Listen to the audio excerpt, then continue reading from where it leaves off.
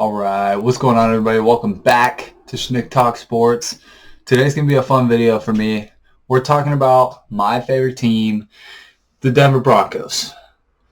And today we're talking about if they are legit contenders or not. As of today, November 18th, the Broncos are 9-2, sitting at number 1 in the AFC. They just beat the Chiefs on Sunday, and it's safe to say that they were not the favorite in that game. Even though they were at home, even though they have the big win streak at home, I don't think many people believed in this Broncos team to finally take down Patrick Mahomes and the Kansas City Chiefs. But if there's a will, there's a way, and just like every other game this season, somehow they got it done.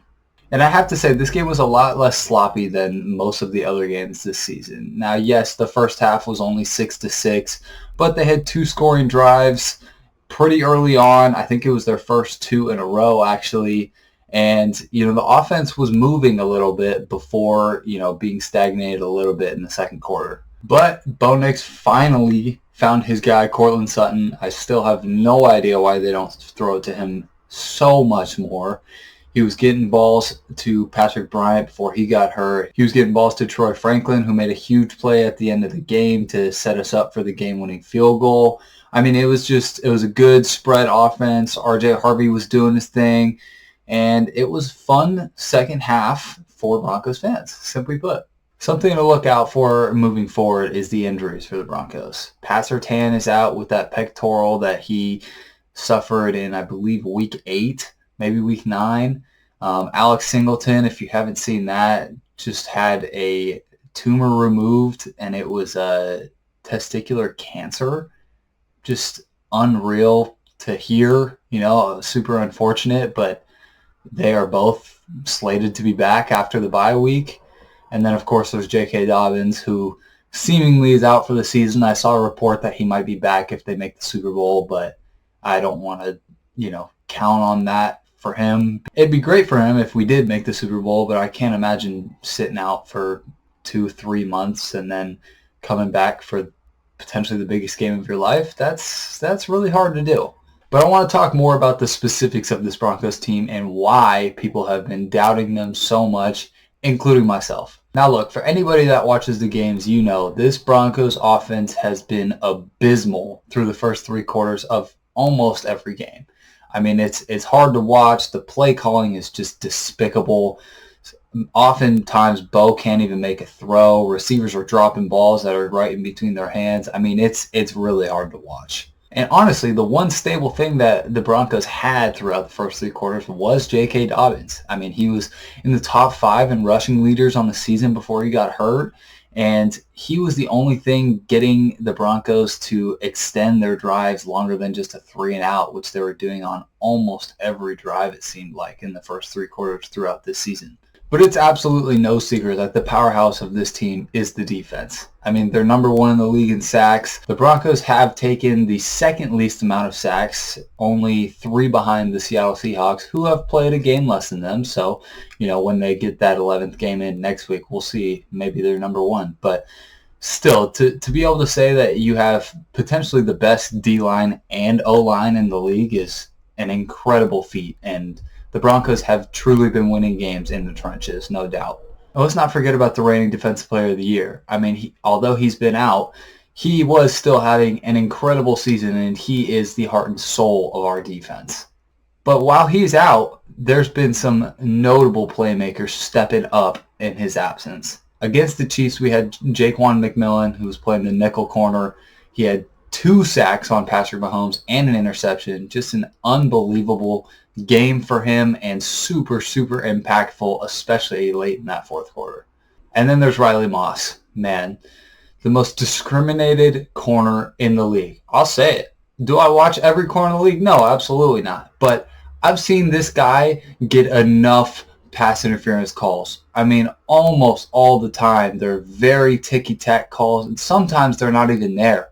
I mean, if you watched the game, you saw that the Broncos got a pick 6 that was called back due to illegal touching from Riley Moss on the opposite side of the field. I mean, the receiver was just running his route. Riley was just right up on him, had his hand on his arm, but he wasn't holding. He was just, staying with him. No, pick six called back. Just ridiculous. And that's not to mention the 2 pass interference calls that he got against the Chiefs, one for 46 yards and the other for 40. I mean, both of them were just terrible.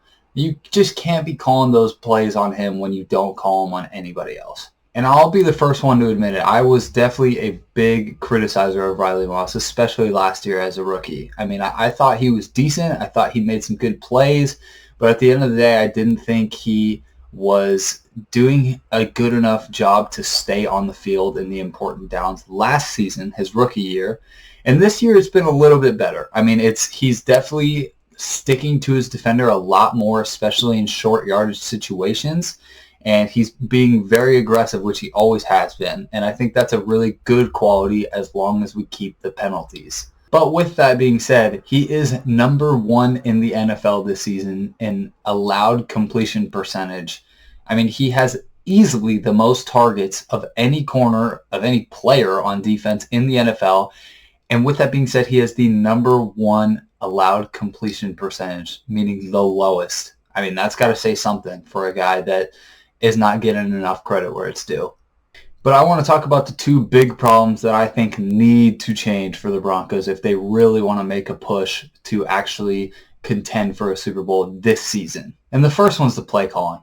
I mean, listen, Bo has had his struggles in the first 3 quarters, but I think it's because of Sean Payton. Maybe it's not completely due to the coach, but at the end of the day, he needs to let Bo eat in the first 3 quarters. We run way too many plays behind the line of scrimmage. Way too many. They almost never work. The most yards we can get out of them are maybe 15, and we're almost always getting 0 or negative yards on the plays behind the scrimmage. Simply put, they're almost never getting any yards on plays behind the line of scrimmage, and that needs to change. I'm not saying go away from the screen plays, but at the end of the day, you got to minimize them and let Bo get some real throws in before the 4th quarter comes. And who am I to criticize Sean Payton? I mean, he's a Super Bowl winning coach, and I'm a guy who's a basketball fan. So this is all my opinion. But I think I'm not the only one that believes this. And for anybody else that watches the Broncos, they can agree that the first 3 quarters are terrible football to watch. And I think it comes down to that playmaking. We need to start making more short range to medium range throws. I love that Bo's thrown in a deep ball every now and then because sometimes they hit, sometimes they don't. Every time that they don't hit, it's because Bo's overthrowing a receiver, and I will take that every single time over underthrowing. So I'm not going to blame Bo for that because it will pop one of these times. The other big issue for the Broncos, and it's a glaring one, is that they lead the league in penalty yards per game. I mean, it is so frustrating to watch the Broncos make a big play on the defensive end, and then out of nowhere, there's a flag. I mean, it's once a drive at least. It's really, really bad, and it's something that the Broncos simply need to get a hold of if they want to make a big push in the playoffs. I mean, you cannot be getting penalties, especially late in the games, on big drives that are costing you all these yards and leading to scoring drives when normally they shouldn't. And part of that is natural. You know, when you have the number 1 defense in the league, they're going to play aggressive. They have played aggressive. And that's how they frustrate these offenses. But at the end of the day, you have to reel it in a little bit and be smart about when it's okay to push back against a receiver or a running back, whatever, opposed to just giving them a free play. But the Chiefs game really was an eye-opener for me. I mean, I predicted that we were going to lose the game 20-17. I thought it would be a very close one, but I was interested to see how it would play out. It was close. It was very close, but I'm glad that we were the team to come out on top. Although the team is 9-2, number 1 in the AFC, I still think we need to see more. I mean, I personally, again, I want to see more from the offense earlier than the 4th quarter.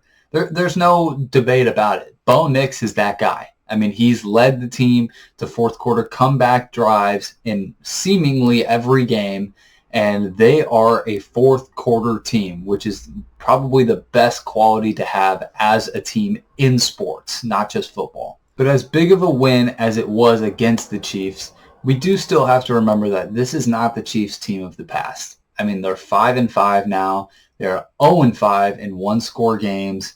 this isn't a team that we are expecting to meet in the AFC Championship. I mean, they're probably not going to make the playoffs after losing to us. But on the contrary, they have beaten a lot of teams with high specialties, which is really important. We beat the team with the number one offense in the league. That was the Cowboys. We beat the team with the number one defense in the league. That was the Texans, although it should be us. They beat both of the teams that were in the Super Bowl last year, in the Eagles and the Chiefs. So, I mean, they're showing that they can play against any style of team and still come out victorious. And the most important part is, just like the Chiefs last year, who were 11-0 in one-score games, they're just finding a way to win no matter how ugly, no matter how gritty. They're just doing what they can to get a win on the board, and that's why they're number one in the AFC. I'm definitely excited for the rest of this regular season. I mean, they had an incredible amount of games in a short amount of time, and they finally have, I don't remember exactly what the stat was, but it was like one game in almost a month, I think, something crazy, because they had the mini bye before the Chiefs. Now they're on the bye week. So they still got 3 divisional games left, which are all super important, as everybody knows.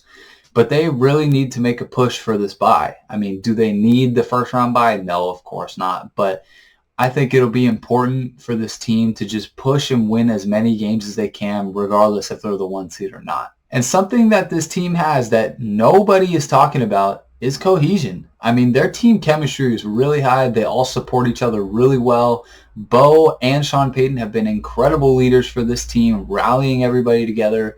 And they all love each other and support each other. And it shows in the interviews and the locker room clips, whatever. They really want to win, and they really want to win for each other, most importantly. So do I believe that this team can win the Super Bowl this year? I don't know. Maybe. Am I going to consider them the favorites even though they're number one in the AFC? No, not at all. Do I think there's a team in the league that we can't beat? No, I don't. But this team has been resilient. I hope that maintains in the playoffs. I hope they build off of their loss last year to Buffalo, and I'm excited to see what they can do moving on later into the regular season and then into the postseason. But let me know what you think down in the comments. Tell me who you think is a better team than the Broncos, who you think has higher chances of winning the Super Bowl, and tell me why too. But that's all I got for today. I hope you enjoyed.